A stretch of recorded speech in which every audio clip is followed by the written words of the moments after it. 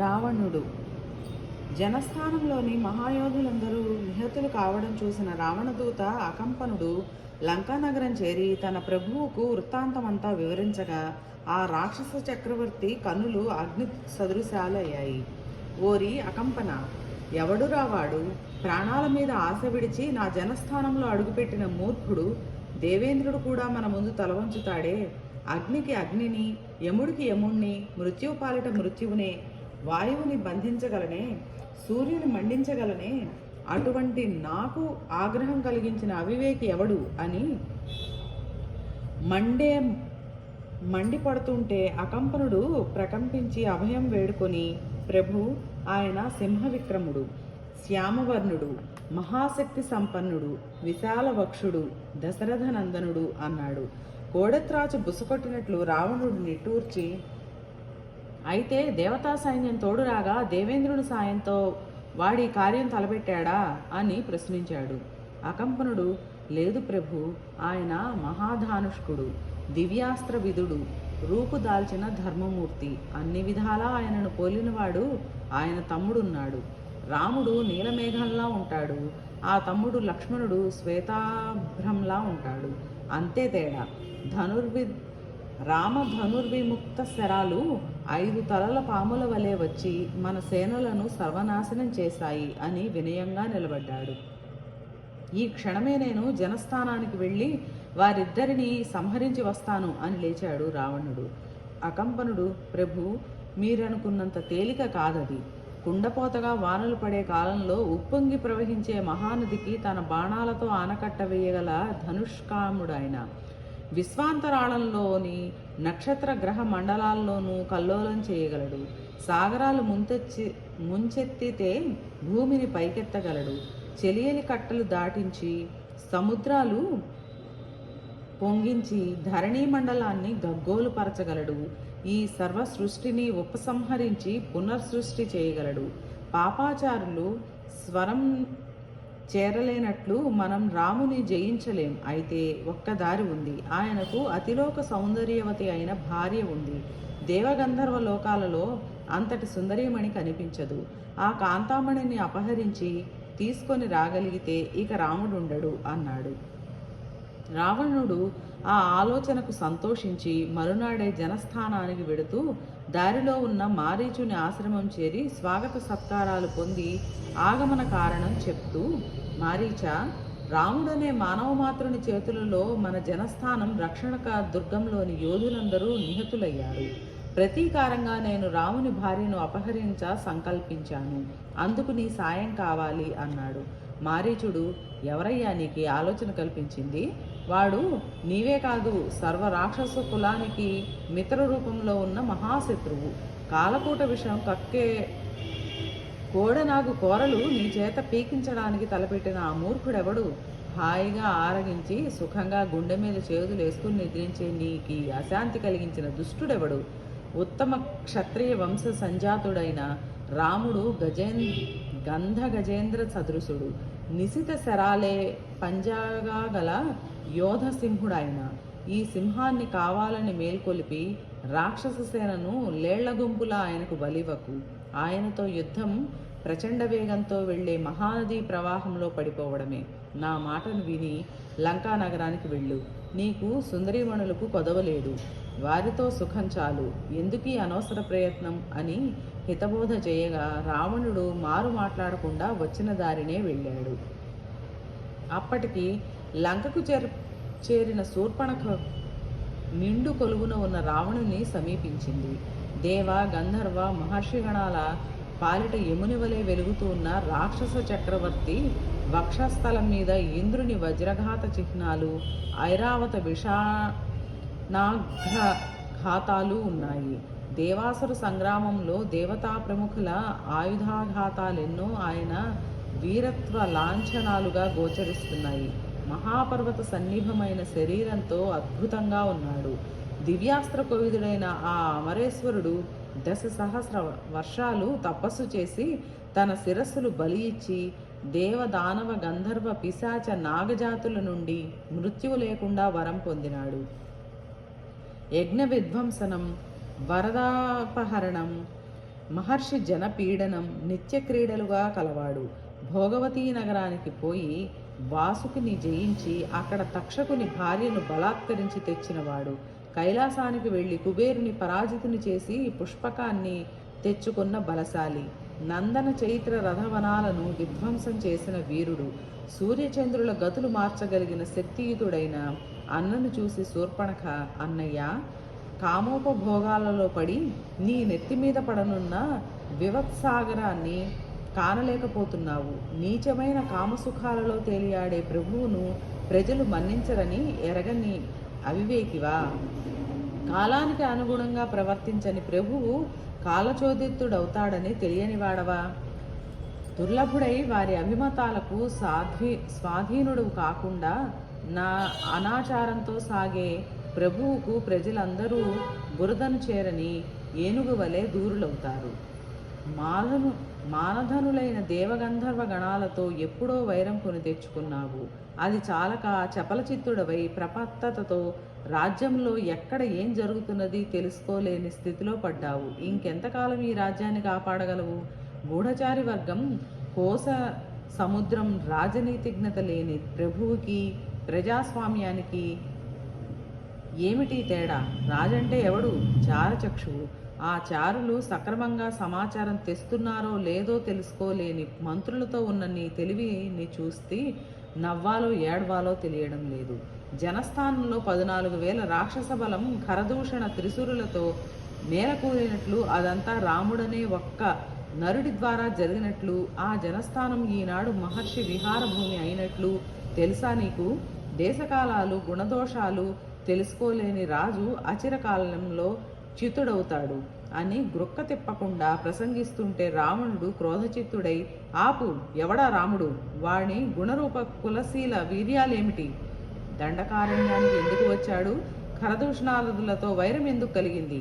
నీకు ఈ వికృతాకారం కలిగించింది ఎవరు? అన్నీ వివరంగా చెప్పు అన్నాడు. శూర్పణఖ, ఎవరా? కోసలాధిపతి దశరథుడు లేడు, ఆయన పెద్ద కొడుకు.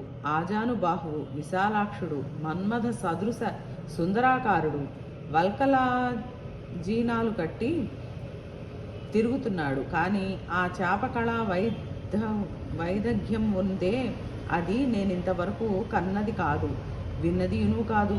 ఇంద్రధనుసులా వట్టి బాణం విడిస్తే అది కోడెత్రాచులా వచ్చి ప్రాణాలు హరించడమే. తూణీరం ఎప్పుడు తీస్తాడో, సంధించేదెప్పుడో, విడిచేదెప్పుడో కనిపించదు. మన వారు రక్తపు మడుగులలో విలవిలా ఆడడమే కనిపించింది. అర్ధముహూర్త కాలంలో ఖరదూషణ త్రిశూరులతో పాటు మన సేన నామరూపాలు లేకుండా పోయింది. ఆడదాన్ని కనుక నన్ను విడిచారు, నేను మిగిలాను కనుక ఈ కబురైనా అందింది నీకు. దండకారణ్యంలో రాక్షస వాసన లేకుండా చేసి మహర్షి జన వాసయోగ్యం చేస్తానని వారికి మాట ఇచ్చాడట. ఇచ్చాడో లేదో, జరిగింది మాత్రం అది. అంతే అనుకున్నావేమో. అంతటి వాడు ఆయన తమ్ముడు ఉన్నాడు. వాడికి అన్నగారే ప్రాణం, అన్నకు వాడు బహిప్రాణం. బుద్ధిలో బలంలో అన్నకు వీసం తగ్గడు. ఆ రాముని భార్య కూడా ఉంది, సీతట దాని పేరు. ఆ సుందరాంగిని పొందడానికి జన్మ వ్యర్థం. చక్రాల వంటి కన్నులు, చంద్రుని వంటి ముఖము, విశాల జఘనము, మేలిమి బంగారం దేహము, చక్కని ముక్కు, పొడుగాటి కేశపాసం. అటువంటి భార్య కలవాడి ముందు దేవేంద్రుడు కూడా సామాన్యుడే అని భావించి ఆమెను నీకు భార్యగా తేవాలని ప్రయత్నించి ఈ అవస్థల పాలయ్యాను. ఆ లక్ష్మణుడు లేడు, వాడు చేశాడు ఈ పని. ఇప్పటికైనా మించిపోయింది లేదు. నువ్వు వెళ్ళు, మన వారిని సంహరించిన ఆ క్రూరుల మీద ప్రతీకారం తీర్చుకో, సీతను తెచ్చుకో అని నిట్టూర్చింది దీర్ఘంగా. బాగా యోచించాడు రావణుడు. అతి రహస్యంగా వాహనశాలకు వెళ్ళాడు. రథాన్ని సిద్ధం చేయించాడు. పిశాచ వదన నాలుకల గార్ధవాలను పూంచిన రథం మీద గగన మార్గాన సముద్రాభిముఖంగా సాగి దేవ గంధర్వ విహార భూములు తిలకిస్తూ అమృతం కోసం బయలుదేరిన గరుత్మంతుడు గజకచ్చపాలను ఆరగించడానికి వాలిన వటవృక్షాన్ని అవలోకించి మారీచు చేరగా వాడు ప్రభు, ఇంతలోనే మళ్ళీ వచ్చి ఏం వచ్చి పడింది? లోకంలో అంతా కుశలమే కదా అని అడిగాడు. రావణుడు, మారీచా, నేను నీ సహాయం కోరి వచ్చాను.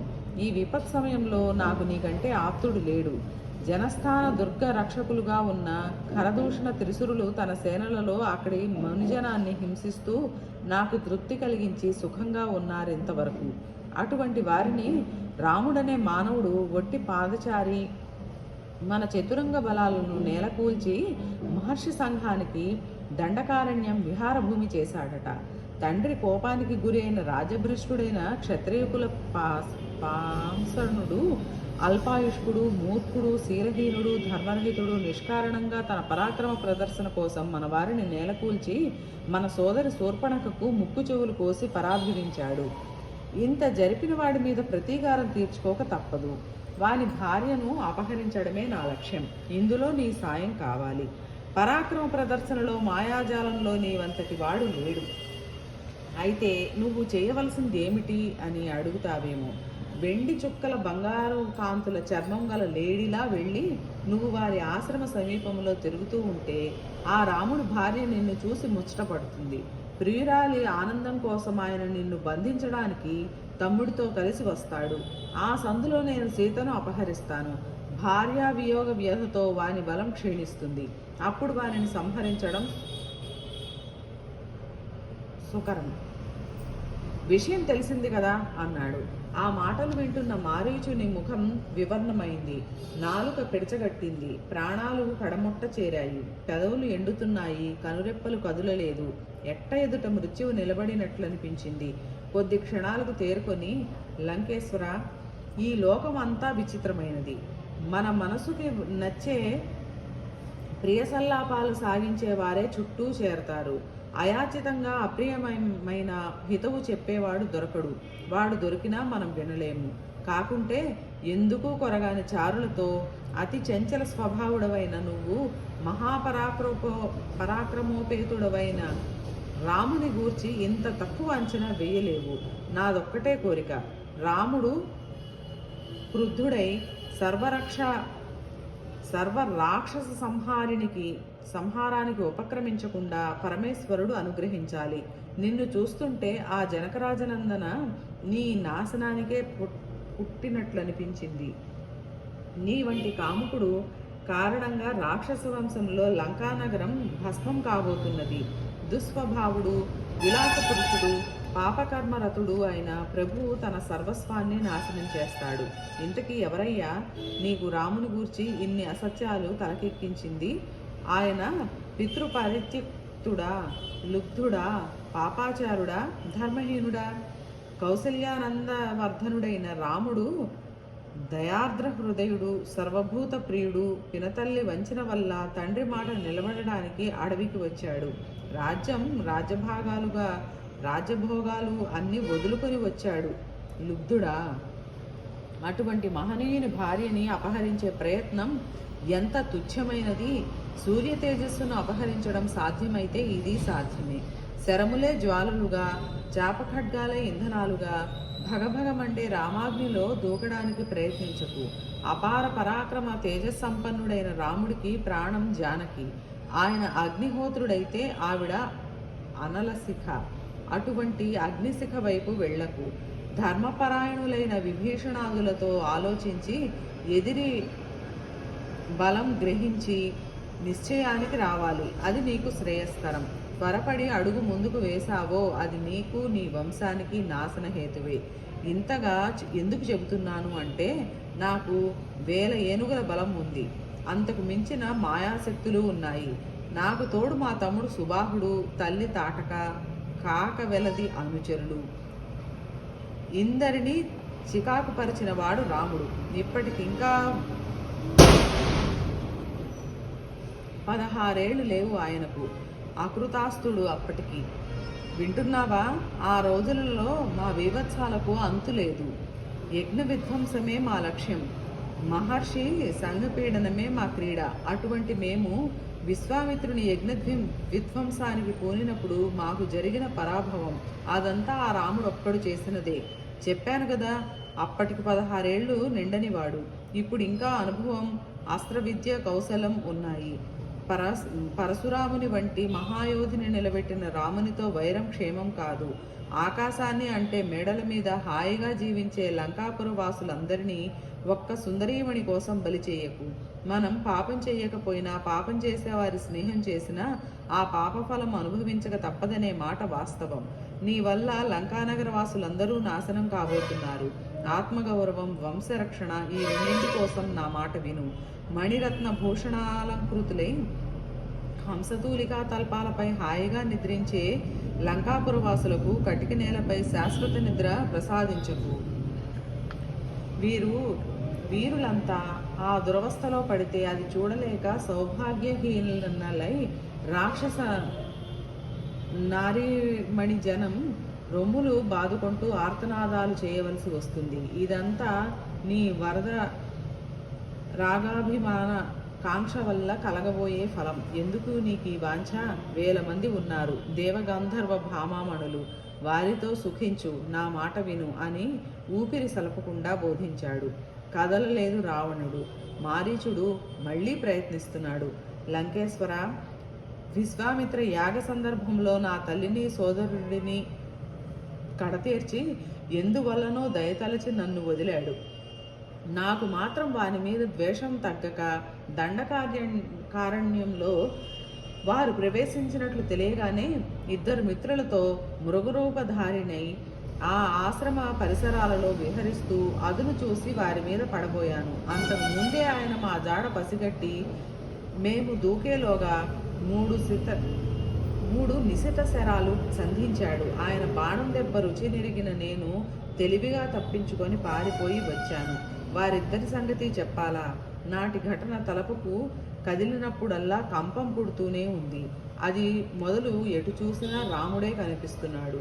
కనులు తెరిచినప్పుడే కాదు, మూసినా ఆయనే. ఏ వస్తువునైనా రాముడే అనిపిస్తోంది. మనమే కాదు, మన పూర్వులు బలి, నముచి వంటి మహామహులు కూడా నిలబెట్టి తల తీయగలడు ఆయన. నా మాట విని సుఖంగా లంకకు పో.